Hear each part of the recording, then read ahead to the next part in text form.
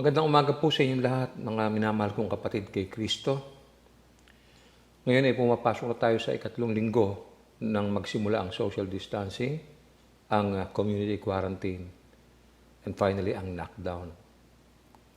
Sa kabila po ng walang katiyakan kung kailan hihinto ang kaganapang ito, tayo po sa Lord's Temple ay magpapatuloy sa ating mga gawain upang lalo nating maunawaan kung bakit nagaganap ang lahat ng mga bagay na ito sa ating bayan at kung ano naman ang mensahe ng Diyos sa ating lahat.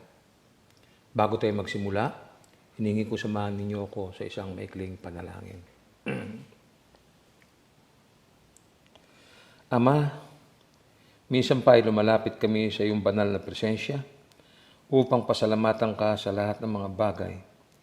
Pinupuri ka namin sa lahat ng mga discomforts na aming nararanasan sapagkat ngayon namin nadadama ang mga bagay tulad ng pagtitiis, pagkainip at pangungulila. Nagagala kami sapagkat patuloy mo kaming binibigyan ng lakas at pag-asa sa lahat ng mga aral na aming napapakinggan at tunay na pawang katotohanan lahat ang iyong aral na ngayon ay aming nararanasan. Itinataas ko po ang buong pamilya ng Lord's Temple at ang aming bayan sa iyong banal na presensya. Pagpalain mo po kami sa aming pakikinig ngayong umaga at naway maunawa namin ang buong mensahe sa pangalan ng aming Panginoong Jesucristo. Amen. Muli, good morning po sa inyong lahat. May mga pagkakataon na haharap tayo sa panganib ng kamatayan ng isang minamahal o kaya ay kaibigan. Kung paano natin hinaharap ang mga bagay na ito sa panahon ng pangungulila. Ito ang uugit sa ating pananaw sa buhay.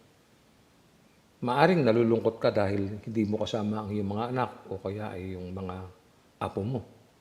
Marahil bago pa nagkaroon ng enhanced community quarantine, umuwi sa probinsya ang iyong mga magulang kaya hindi na nakabalik sa inyong tahanan dahil sa lockdown. Maraming taong nakaranas ng gayong pangungulila. Patunayan, sa YouTube, napanood ko ang isang inang nangungulila at lumuluha dahil hindi siya makauwi sa kanilang probinsya upang makasama ang kanyang dalawang anak dahil inabutan siya ng lockdown. Napanood ko rin ang isang 63 taong gulang na tatay na nagmula po sa Quezon City at naglalakad papunta sana ng Bicol. Subalit, sinumang palad na maipit sa checkpoint sa Laguna dahil sa lockdown. 3 araw na natutulog sa silong ng punong kahoy kasama ang 34 na kasama niyang naipit rin. Walang barangay na tumanggap sa kanila kaya hindi ko alam kung ano ang nangyari po sa kanila. Nakakalungkot pero wala po tayong magagawa. Sa umagang ito, ang ating mensahe pinamagatan kong nasa pananampalataya ang tagumpay.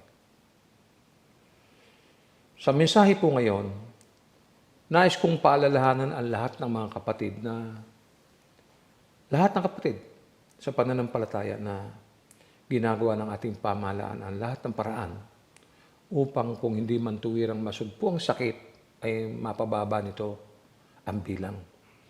Ang sakit nito ay masasabi nating lubhang napakapanganib at huwag sana nating maliitin kaya kailangan makinig tayong mabuti sa lahat ng payo ng pamahalaan.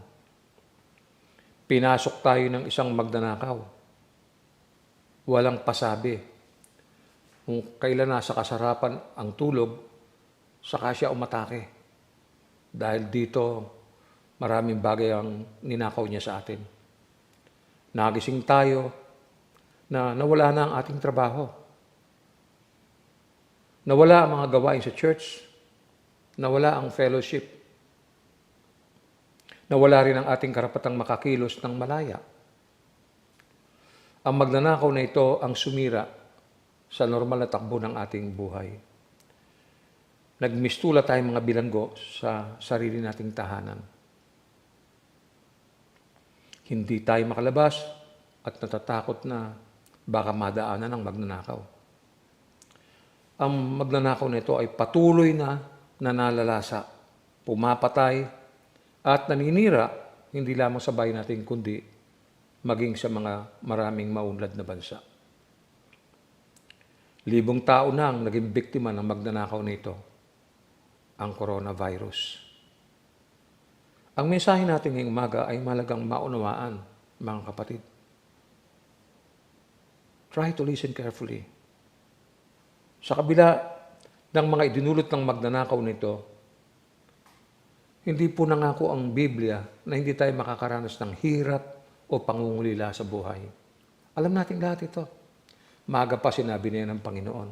Sa katunayan, sinabi niya sa kanya malagad na tatangis sila at hahagulhol sa kanyang kamatayan. Ngunit ang kanilang kalungkutan ay magiging galak sa kanyang muling pagkabuhay. Ano man ang mangyari sa kinabukasan. Ipinangako ni Jesus na magbibigay siya ng masaganang buhay nang sabihin niya sa aklat ng Juan, 10, talatang 10. Dumarating ang magnanakaw para lamang magnakaw, pumatay at manira.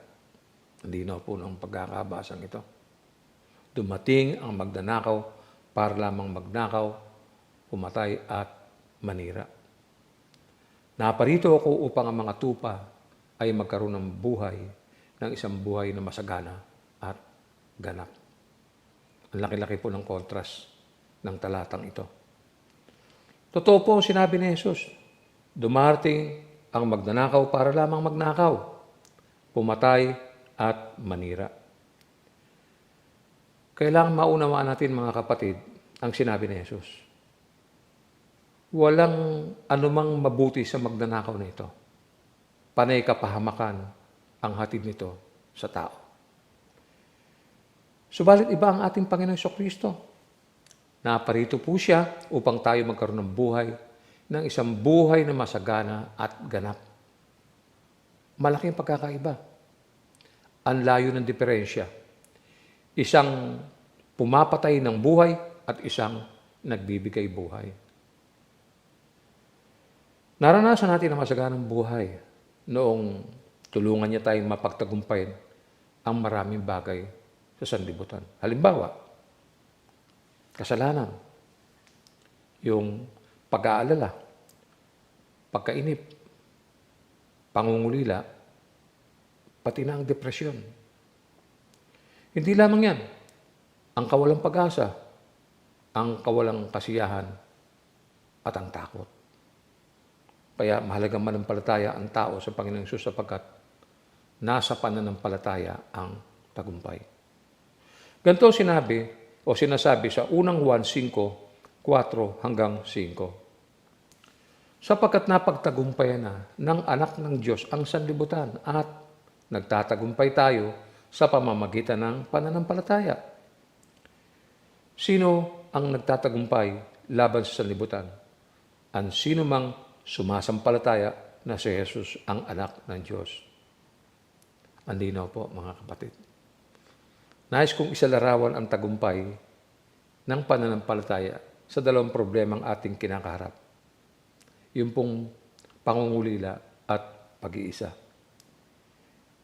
Isasaalang-alang natin ang aral tungkol sa pangungulila simula po sa Roman number 1, Understanding Grief. Kung maunawaan natin ibig sabihin ng pangungulila, atin namang i-define ang grief. Ayon sa American Heritage Dictionary, it is a deep mental anguish as that arising from bereavement. The feeling of grief can often be like the feeling of fear. Malalim na pagdadalamhati ng isipan mula sa pangungulila. Ang damdamin ng pangungulila ay madalas na katulad ng damdamin ng takot.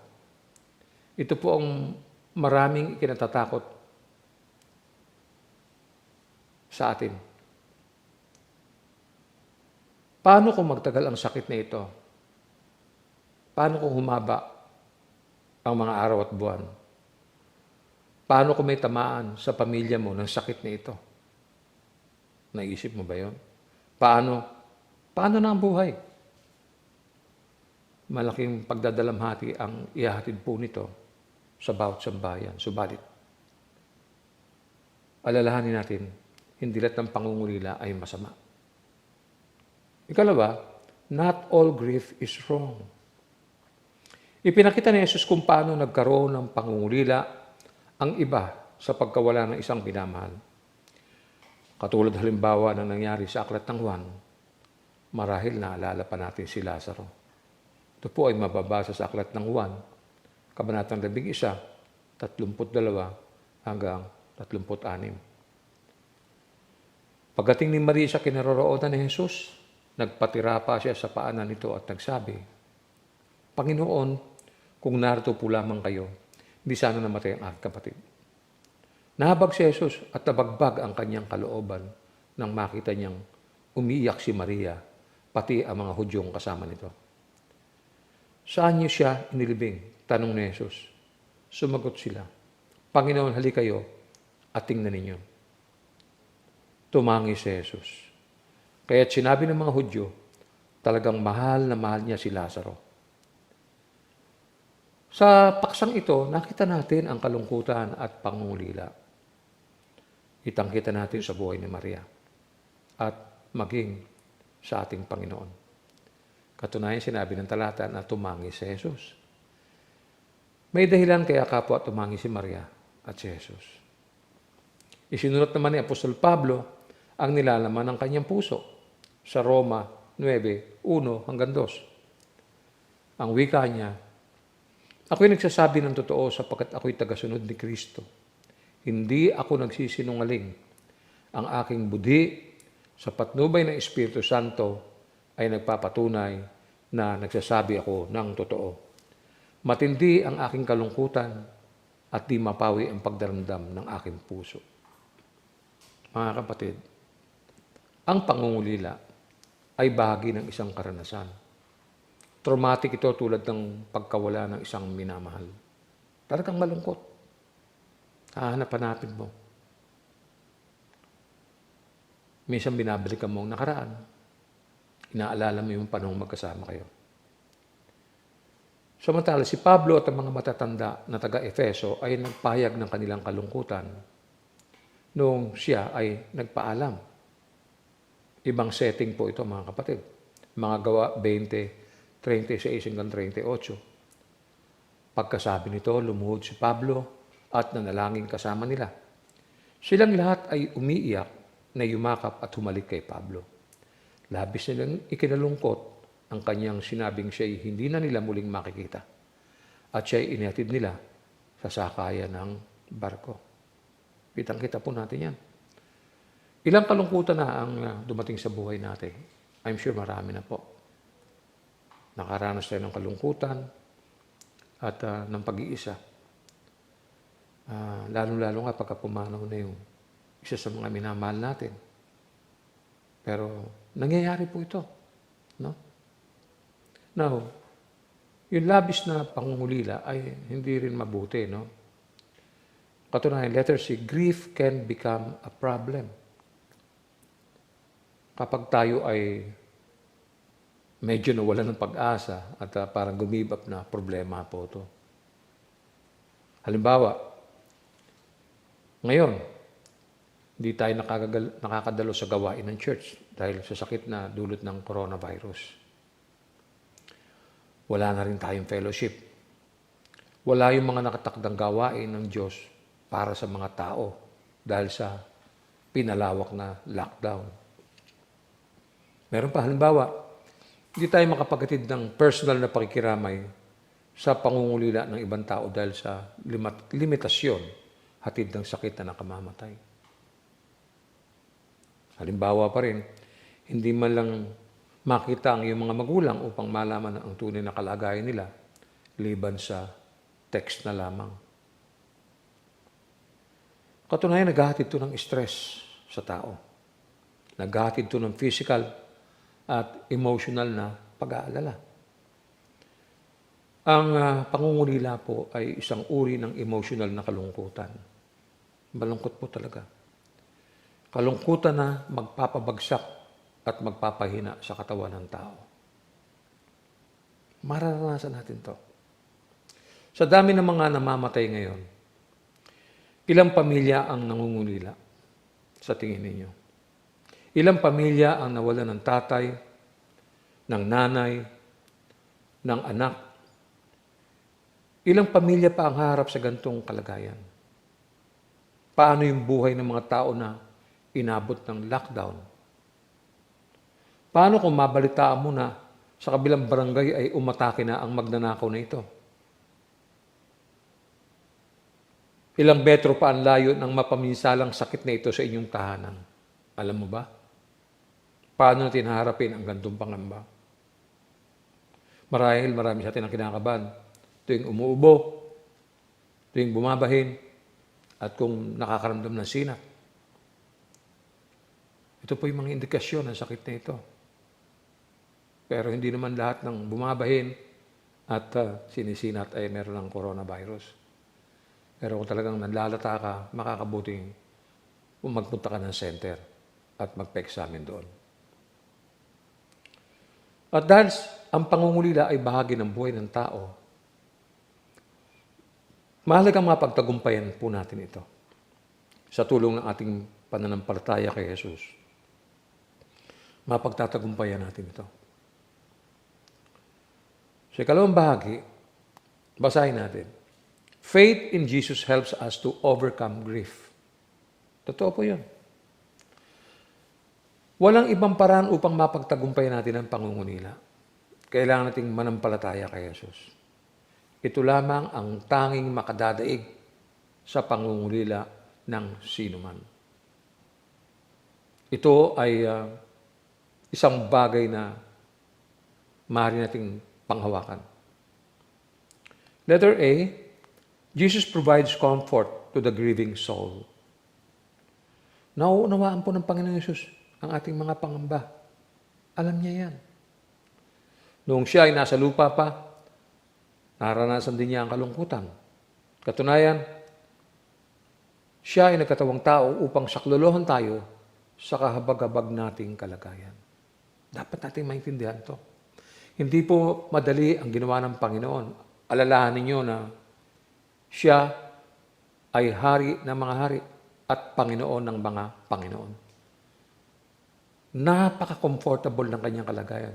Sukat po ba namang bumaba siya sa lupa upang magkatawang tao dahil yun po ang nais ng kanyang ama na nasa langit. Isinugo siya dito sa lupa.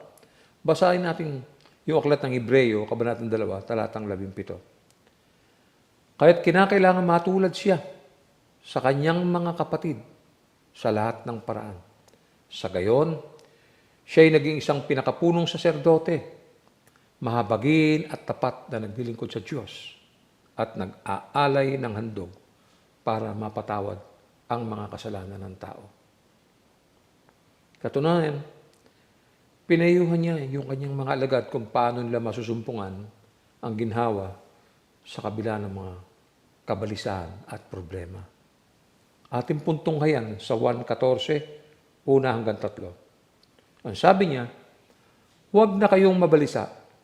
Sumampalataya kayo sa Diyos, sumampalataya din kayo sa akin. Sa bahay ng aking ama ay maraming silid. Kung hindi ito totoo, sasabihin ko ba sa inyong pupunta ako roon upang ipaganda ko kayo ng inyong matitirhan? At kapag naipaganda ko na kayo ng matitirhan, ako'y babalik at isasama ko kayo upang kayo'y makapiling ko kung saan ako naroroon.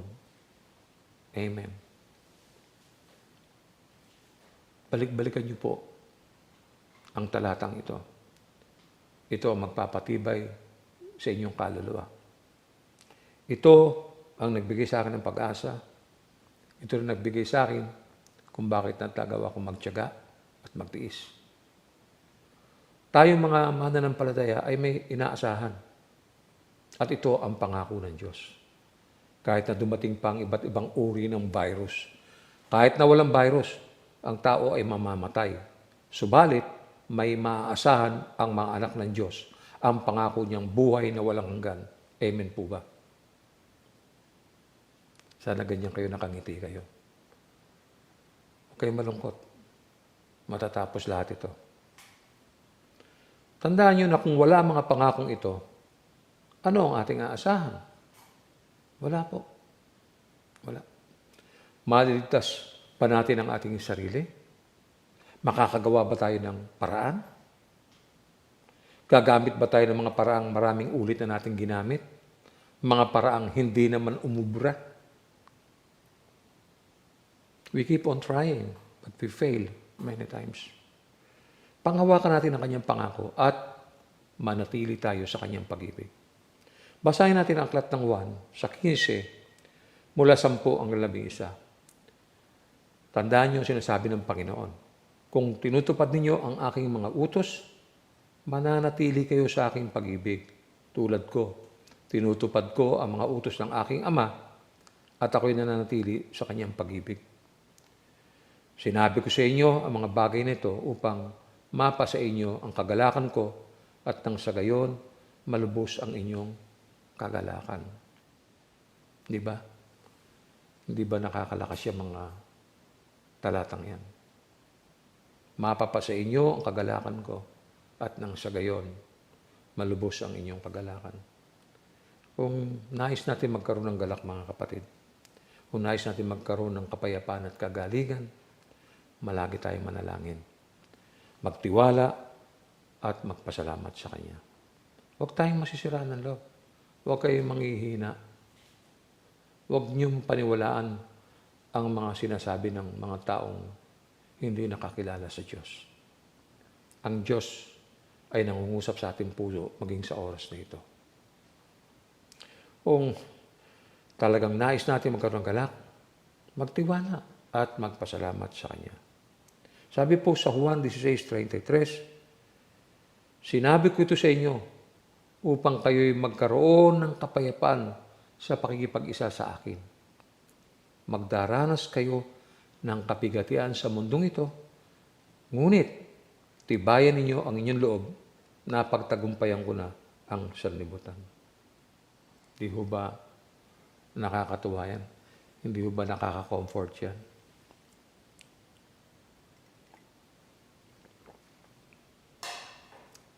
Sa gitna ng panganib, nahatid ng sakit na nakakahawa at nakakamatay, kailangan po natin kausapin ang ating Amang nasa langit sa panalangin at tingin natin sa Kanya ang lahat ng ating mga pangangailangan ng may tunay na pagtitiwala. Ito sinasabi ni Apostol Pablo sa mga taga-Pilipos. Aklat ng Pilipos, Kabanatang 4, 6 hanggang 7. Huwag kayong mabalisa tungkol sa anumang bagay. Sa halip, hingin ninyo sa Diyos ang lahat ng inyong kailangan sa pamamagitan ng panalangin may pasasalamat. Nakita niyo po yun? Huwag daw mababalisa tungkol sa anumang bagay. Marami kayong mababalitaan, maraming mga gugulo sa puso nyo at isipan. Pero sabi niya, huwag kayong mabalisa tungkol sa anumang bagay. Ang sabi niya, sa halip, hingin ninyo sa Diyos ang lahat ng inyong kailangan sa pamamagitan ng panalangin may pasasalamat. At ano po? At ang kapayapaan ng Diyos na hindi kayang maunawaan ng tao ang siyang mag-iingat sa inyong puso at pag-iisip dahil sa inyong pakikipag-isa kay Kristo Jesus. Linaw. Yung mga hindi pumana ng palataya, wala silang message. Tayo ang palad natin. Mapalad tayo. Kahit na nasa loob tayo ng ating mga tahanan, nakakarinig pa rin tayo ng salita ng Diyos. Sa kabila ng gipit, sa kabila ng imposible, lahat nagiging posible. Ginagamit ng Diyos sa lahat ng bagay para ikaw na nakaupo dyan kasama ang pamilya mo, makapakinig at magsimula magpasalamat at magtiwalang lubos sa Kanya. Katunayan, wala tayong dapat na ikabalisa. Kung mamamatay tayo, nagbigay siya ng pag-asa. Pag-asa nang ipangako niyang muli niya tayong bubuhayin. Ano mangyayari? Kaya mamatay ka, muli ka rin naman bubuhayin ng Diyos. Anong pinag-aalala mo? Kaya ayaw mo mamatay, mamamatay ka naman talaga. No? Kaya sa mga anak ng Diyos na namatay sa anumang paraan, walang dapat na ipangamba sapagkat maliwanag ang mga aral na inihabili ng ating Panginoong Jesucristo. Ganito naman ang sinabi ni Apostol Pablo sa aklat ng unang Tesalonica 4:13 hanggang 17. Maganda po ito, mga kapatid. Mga kapatid, Nais naming malaman ninyo ang katotohanan tungkol sa mga namatay na upang hindi kayo magdalamhati tulad ng mga taong walang pag-asa. Dahil naniniwala tayong si Jesus ay namatay at muling nabuhay. Naniniwala din tayong bubuhayin ng Diyos ang lahat ng namatay na sumasampalataya kay Jesus upang isama sa Kanya. Ito ang katuruan ng Panginoon na sinasabi namin sa inyo.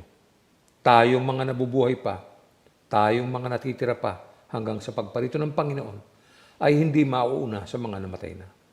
Sa araw na yon, kasabay ng malakas na utos, ng tinig ng arkanghel at ng tunog ng trompeta ng Diyos, bababa ang Panginoon mula sa langit. Ang mga namatay na sumasampalataya kay Kristo ay bubuhayin muna. Pagkatapos tayo ng mga buhay pa at natira ay titipunin sa alapaap kasama ng mga binuhay upang salubungin ng Panginoon sa impapawid. Sa gayon, makakapiling natin siya magpakailanman. O hindi ba ito naman ang hinihintay natin eh? Di ba? To live is for Christ. To die for Christ. Whether we live or die, we live and die for Christ. Walang lugi. Walang kalugian ang anak ng Diyos. Wala tayong dapat na ipangamba. Patuloy lamang tayo magtiwala sa Kanya kahit saan natin tingnan. Wala pong panalo ang kamatayan. Letter B, Jesus provides a family to help bear our grief. Ngayong humarap tayo sa malaking krisis, malaki ang nagagawa ng sama-samang pamilya. Nakakatulong ito ng malaki sa gitna ng kalungkutan at pangungulila. Paano kaya kung dumating ang problemang ito na nag-iisa ka? Wala kang karamay. Napakalungkot. Kawawa ka. Kaya nagbigay ng pamilya ang Diyos ay upang meron tayong karamay sa panahong katulad ngayon. Paano naman kung talagang nag-iisa ka sa buhay at ulila na? Pinanganak ka na, hindi mo na inabot yung magulang mo. Hindi ka dapat mag-alala sapagkat meron tayong Diyos at Ama sa langit upang mayroong lilingap sa atin sa panahon ng pag-iisa. Napakabuti ng Diyos sapagkat naririyan siya sa panahon ng mga pangangailangan. Katunayan, kung magiging tapat lamang tayo sa Kanya, sa halip na sa trabaho, sa pag-aaral, at sa mga pangangailangan personal.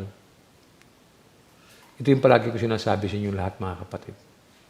Masyadong mataas ang aspirations natin sa school, sa work, na para bang umiikot na lang ang buhay natin dyan. Kaya katulad ngayon, walang trabaho, walang school, hinto ang lahat. Walang school, walang trabaho, walang mabili sa grocery. Wala tayong magagawa ngayon kundi ang magbasa ng Biblia, magdebosyon at manalangin at talagang bigyan ng prioridad ang panalangin, lalo na ang pamilya. Katunayan, may pangako siyang iniwan sa ating lahat. Ito ay mababasa sa Marcos 10:29 hanggang 30. Sumagot si Jesus, tandaan ninyo, ang sino mang nag-iwan ng kanyang tahanan o mga kapatid, mga magulang, mga anak, mga lupain dahil sa akin at sa magandang balita ay tatanggap sa buhay nito ng 100 ulit pa ng mga iyon. Mga bahay, mga kapatid, mga ina, mga anak at mga lupain, ngunit may kalakip na pag-uusig.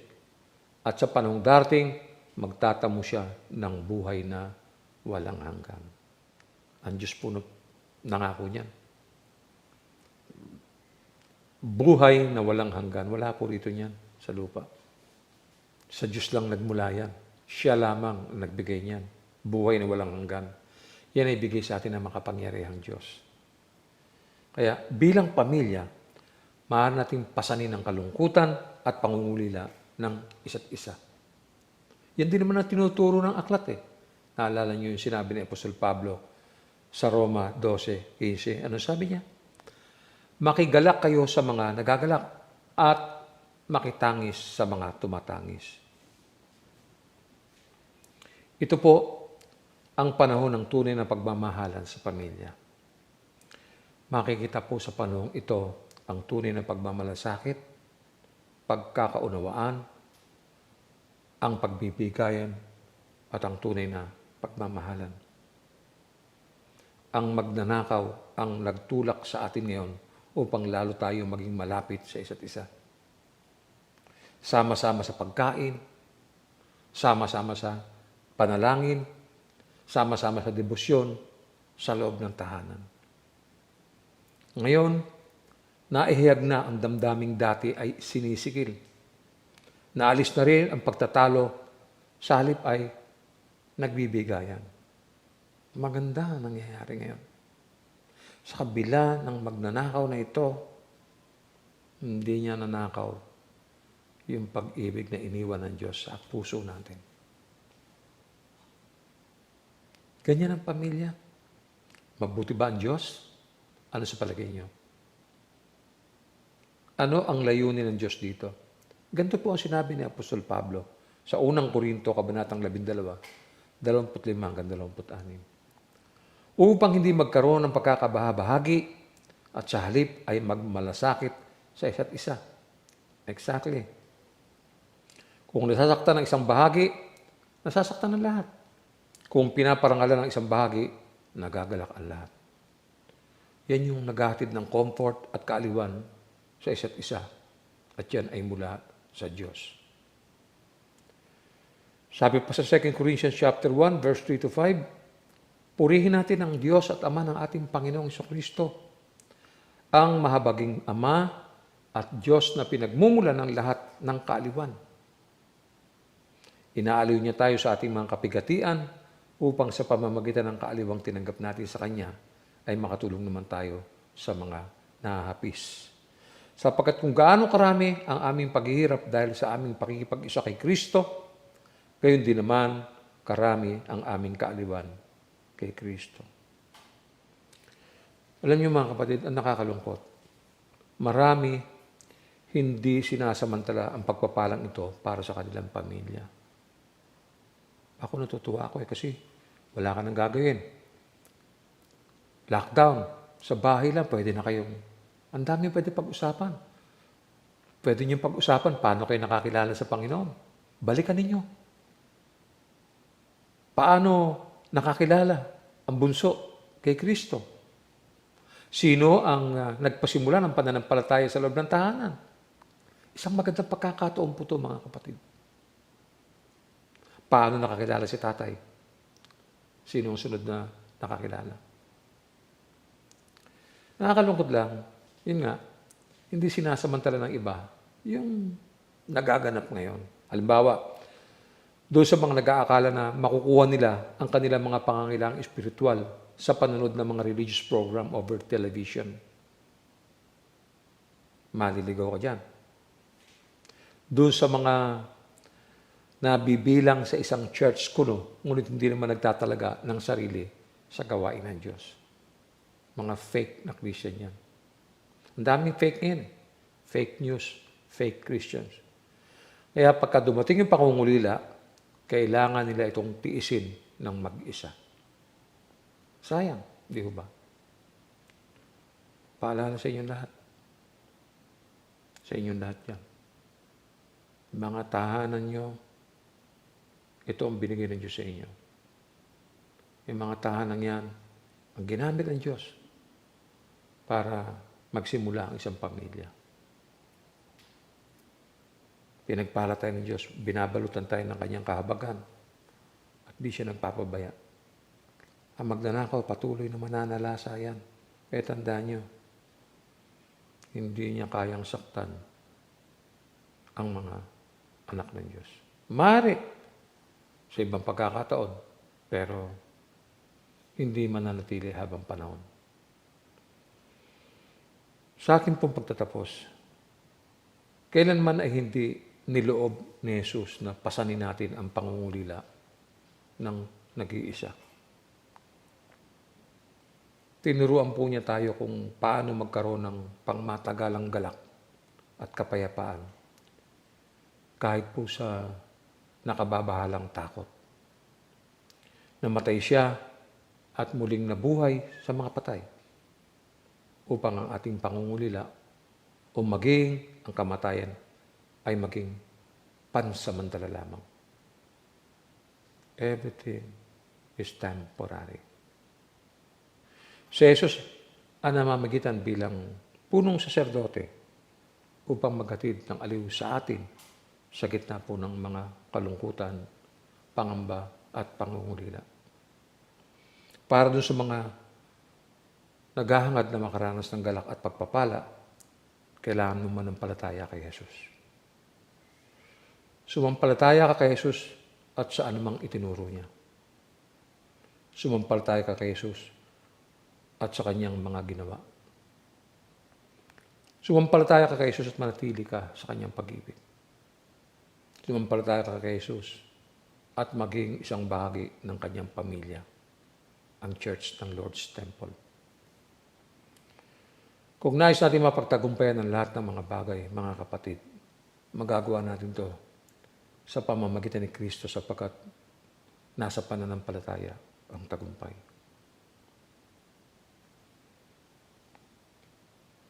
Lilipas pa ang marahil ang mga araw, ang mga linggo, o marahil isang buwan. Marahil kung humaba man ito, meron pa rin layunin ang Diyos sa atin. Tandaan ninyo, lahat po ng bagay ay nasa silong ng pamamahala ng Diyos. Samahan po niyo ako sa panalangin. Yumuko tayong lahat. Aming Ama, muli kami nagpapasalamat sa iyong patuloy na pag-ibig at kalinga sa aming lahat. Ano pa man ang aming kalagayan dito sa lupa, maasa kami sa iyo sa lahat ng bagay bilang iyong mga anak. Patuloy na itinataas namin sa iyo ang mga nangyayari sa aming bayan at nagtitiwala kami na lahat ng ito ay nasa inyong kapangyarihan. Ipagkaloob niyo sa amin ang inyong proteksyon, probisyon at aliw sa mga susunod pang araw. At huwag nawang mawala sa aming mga puso ang kagalakang nagmumula sa inyo. Sa iyo kami patuloy nagtitiwala at umaasa. Tanggapin po natin ang bendisyon. Posposin nawa kayo ng Diyos na siyang bukal ng pag-asa at nawa ay pagkalooban niya kayo ng kagalakan at kapayapaan sa pamamagitan ng inyong pananampalataya upang mag-umapaw ang inyong pag-asa sa pamamagitan ng kapangyarihan ng Espiritu Santo. At ang lahat ng mga anak ng Diyos ay sumigaw ng malakas na. Amen.